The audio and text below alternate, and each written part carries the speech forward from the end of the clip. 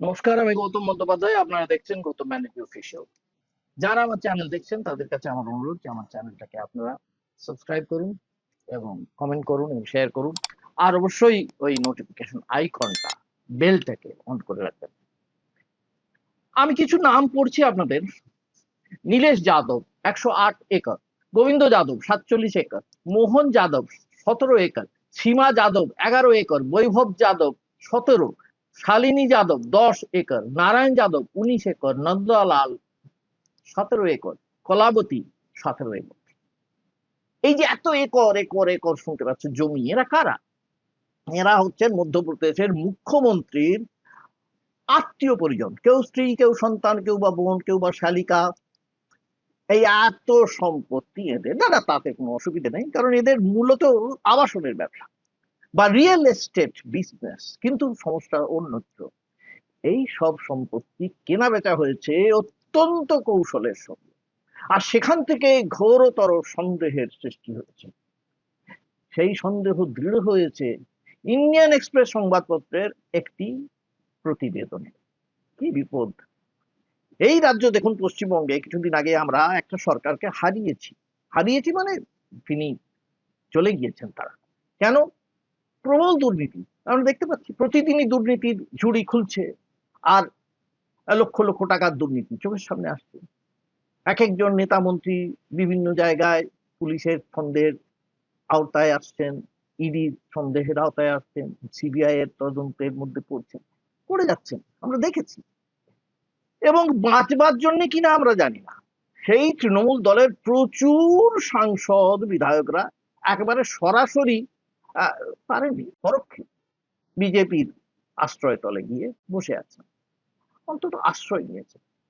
একটা অন্য দলও করেছেন সাংসদরা। যাই হোক, আমি সেই ব্যাপারে আসছি না। মোটমাট আমরা জানি কি হয়েছে। কিন্তু এবারে যে বিজেপি দলের আশ্রয়ে তারা যাচ্ছেন এখানে, সেই বিজেপি দল সাংঘাতিক বিপাকে মধ্যপ্রদেশে। 2023 সালের 13ই ডিসেম্বর মধ্যপ্রদেশের মুখ্যমন্ত্রী হিসেবে শপথ নিয়েছিলেন মোহন যাদব। তারপর সেই তার পরিবার এবং তাদের রিয়েল এস্টেট কোম্পানিগুলো একেবারে ফুলে ফেঁপে উঠেছে। এই যে সরকারি যে পরিকাঠামো, যে উন্নয়ন, এই যে পরিকাঠামো উন্নয়ন, রাস্তা হচ্ছে, ঘাট হচ্ছে, বিভিন্ন জিনিস হচ্ছে সরকারি, সেখানে প্রচুর টাকা লগ্নি হবে, সেই উন্নয়নের ফলে সবচেয়ে বেশি যে লাভজনক এলাকাগুলো, যেখানে সাংঘাতিক রকম উন্নয়ন হয়েছে আর কি, উজ্জয়িনী যেরকম ধরুন, সেখানেই প্রচুর জমির মালিক হয়ে বসে আছেন মধ্যপ্রদেশের মুখ্যমন্ত্রীর আত্মীয় পরিজনরা। কি করে জানতে পারলেন আগে থেকে? সেটাই তো গল্প। সেই গল্পটাই কিন্তু ইন্ডিয়ান এক্সপ্রেস বলে দিয়েছে, একবারে খাতায় কলম, মানে সাদাই কালোয়। The most prominent temple town of Madhya Pradesh, Ujjain, is witnessing an unprecedented boom in road connectivity and urban development. Since Mohan Yadav took oath as the chief minister in December 2023, his family members and their real estate companies have purchased at least 137 plots. This raises questions of impropriety and conflict of interest because most of these plots are either close to new road or highway projects. আর 137টা plot কিনেছেন তারা, যার মোট পরিমাণ 168 acre, আর মূল্য সাধারণ 45 কোটি টাকা। কেন 45 কোটি মাত্র? কারণ এইবারে কি হবে, এই যে উন্নয়ন হয়ে গিয়েছে, তারপরে চড়চড় করে কোথায় গিয়ে যে দাম ঠেকছে, বিক্রি করলে যে কোথায় পৌঁছবেন তারা বুঝতে পারছেন আপনারা। আকাশে পৌঁছে যাবে সেসব জমির দাম। দ্য ইন্ডিয়ান এক্সপ্রেস জমি সংক্রান্ত সরকারি নথিপত্র তদন্ত করে এই তথ্যটি জানিয়ে দিয়েছে। নথিতে দেখা যাচ্ছে এই প্লটগুলোর মধ্যে 6টি প্লট পরবর্তীতে বিক্রিও করে দেওয়া হয়েছে। মানে মালিকানার যে রেকর্ড পাওয়া যাচ্ছে তাতে দেখা যাচ্ছে সেই এই সমস্ত প্লট যেগুলো বলছি আর কি, কেউ আর এই কাগজপত্রের যা যা মালিকানার যে নথি, সেগুলোকে চেক করে পরীক্ষা করে দেখা যাচ্ছে এই প্লট গুলো, মানে এইসব জমিগুলো আগে যারা কিনেছেন, যেটা বলছিলাম উন্নয়নের আগে, মোহন যাদবের স্ত্রী সীমা, তার ছেলে বৈভবের স্ত্রী শালিনী, দুই ভাই নন্দলাল ও নারায়ণ যাদব, নারায়ণের স্ত্রী রেখা, তাদের ছেলে অভয়, খুড়তুতো জ্যাঠতুতো ভাই গোবিন্দ নীলের, একেবারে সরাসরি অথবা পরিবারের যে বিভিন্ন যারা সদস্য তাদের পরিচালিত 4টি রিয়েল এস্টেট কোম্পানির মাধ্যমে এই জমি কেনা বেচা হয়েছে। যেগুলোর অধিকাংশ শেয়ার আবার সীমা এবং মোহন যাদবের। 25 একর জমি তার স্ত্রী সীমা ও ছেলে বৈভবের বলে জানা গিয়েছে। 47 একর জমি মোহন যাদবের বোন কলামতির ননদ সুনিতার নামে। পরিবারের ঘনিষ্ঠ আত্মীয়রা 3টে বিভিন্ন কোম্পানিতে বড় অংশীদার। মোহন যাদব মন্ত্রী এবং মুখ্যমন্ত্রী থাকাকালীন এই জমিগুলোর পাশ দিয়ে একাধিক সড়ক প্রকল্প অনুমোদিত হয়েছে। বুঝতে পারছেন? যারা এখনকার আমাদের এই হাইওয়ে দিয়ে যান, তার পাশের জমিগুলোর কি অবস্থা বুঝতে পারছেন? একেবারে সোনার দর। আর আগে কি ছিল? এখন মাটির দর। এইবার যারা মাটির দরে যাদের জমি ছিল তারা তো জানতেন না, কিন্তু যদি কেউ জানতেন এবং সেই সব জমি একরের পর একর কিনে ফেলতে পারতেন তখন, তাহলে আজকে তারা কোথায় থাকতেন?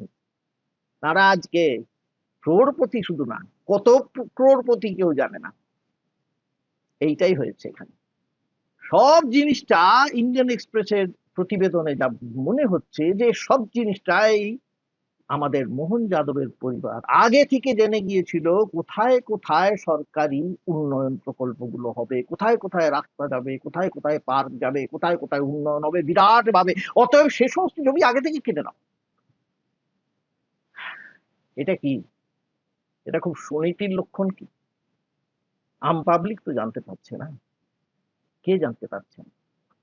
এইটাই প্রশ্ন উঠিয়েছে কংগ্রেস। এবার কংগ্রেস উঠে পড়ে লেগেছে এই মুখ্যমন্ত্রীর বিরুদ্ধে। তাদের বক্তব্য, উজ্জয়িনী বর্তমানে ভারতের সবচেয়ে জনপ্রিয় প্রপার্টি মার্কেটে পরিণত হয়েছে। এখানে প্রাথমিক বিনিয়োগকারীদের মধ্যেই রয়েছেন মুখ্যমন্ত্রী, তার ভাই বোন, খুড়তুতো জ্যাঠতুতো ভাইয়েরা বোনেরা। এই প্লটগুলোর বেশিরভাগই উজ্জয়িনী এবং তার পাশে এই যে নতুন সড়ক প্রকল্প তার কাছাকাছি।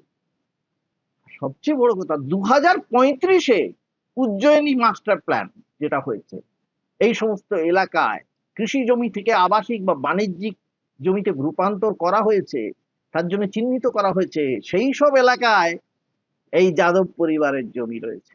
জিতু পটওয়ারি মধ্যপ্রদেশের কংগ্রেস নেতা, তিনি সবার সামনে এটা নিয়ে বলছেন যে আর ছাড়া হবে না, সারা রাজ্য জুড়ে আন্দোলন হবে। दो दो बातें बहुत महत्वपूर्ण है। मध्य प्रदेश के मुख्यमंत्री पर एक मीडिया हाउस ने क्लियर कट एविडेंस के साथ सारी चीजें सार्वजनिक की है। कांग्रेस पार्टी ने उस पर कल सवाल किए थे, 30 घंटे बीत गए, आज तक जवाब नहीं है। हम अपनी बात लगातार कह रहे हैं और पब्लिक डोमेन में कह रहे हैं। सही समय पे हम और बातें करेंगे। मुख्यमंत्री ने पद से इस्तीफा भी देना चाहिए और जवाब भी देना चाहिए। ये बड़ी बात, जांच किस तरीके की होनी चाहिए? मैंने कहा सुप्रीम कोर्ट के सिटिंग जज से जांच कराओ और क्लियरिटी लाओ कि देश को गुमराह मत करो, जो सही है वो वस्तुस्थिति सामने आएगी। এই যাদব মুখ্যমন্ত্রী হওয়ার কয়েক মাস আগে 2023 সালের উজ্জয়িনী মাস্টার প্ল্যান 2035 প্রকাশ করা হয়েছিল। মোহন যাদব, শুনে রাখুন, 2004 থেকে 2010 সাল পর্যন্ত উজ্জয়িনী উন্নয়ন কর্তৃপক্ষের চেয়ারম্যান ছিলেন। সবটি তিনি জানতেন। 2011 থেকে 13 সালে এমপি পর্যটন উন্নয়ন কর্পোরেশনের প্রধান ছিলেন।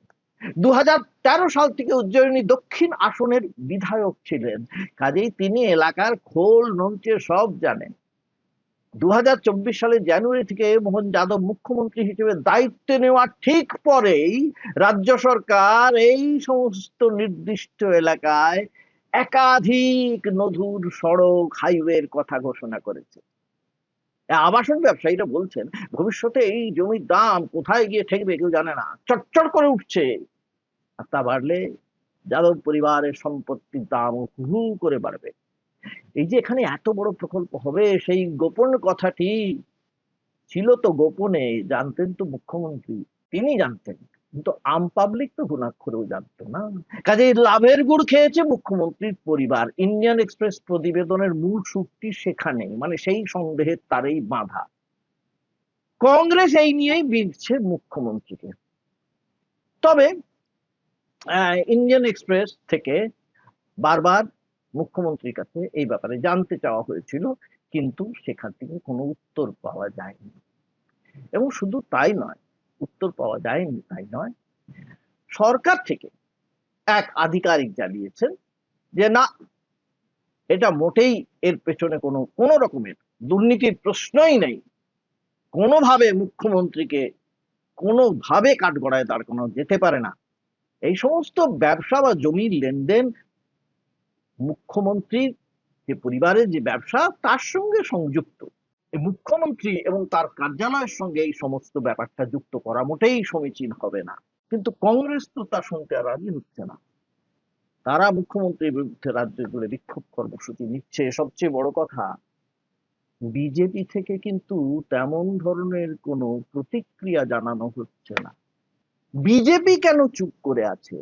ভারতীয় জনতা পার্টি কেন পাল্টা প্রতিক্রিয়া দিয়ে আলাদা আন্দোলনের কথা বলছে না? সেটা আরো বড় একটা প্রশ্ন চিহ্ন দাঁড় করিয়ে দিচ্ছে এই সমস্ত বিষয়টার উপর।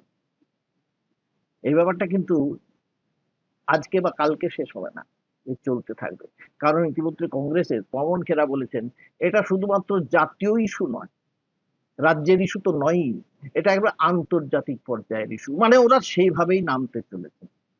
দেখা যাক কংগ্রেস কোথায় নিয়ে যায়, বা বিজেপি বা মধ্যপ্রদেশের মুখ্যমন্ত্রী কিভাবে এটাকে সামলান। আপনারাও দেখতে থাকুন, আমরাও দেখতে থাকছি। নমস্কার, আজকে এই পর্যন্তই। আবার দেখা হবে আপনাদের সঙ্গে পরের এপিসোডে। আসতে ভুলবেন না, দেখতে ভুলবেন না, কমেন্ট করতে ভুলবেন না। নমস্কার।